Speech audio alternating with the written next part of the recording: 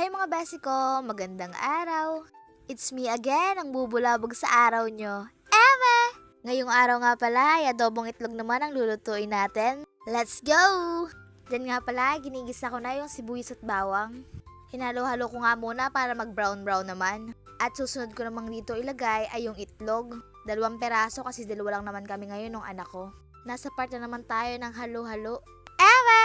Inintay ko nga lang to medyo maprito-prito. Para medyo crunchy pag ginangata na.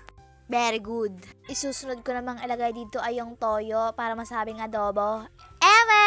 Medyo dinamihan ko na kasi gusto ko. Pakay mo ba? Eme! Nilagyan ko nga din pala ng suka.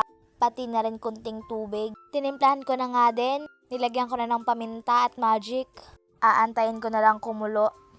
At goods na nga to, okay na, aahunin ko na. Okay, finished product naman tayo. And then kakain na. Di na nga makatiis yung anak ko, ulam na agad yung unang nilagay dun sa pinggan. Bago kanin, let's go, kakain na.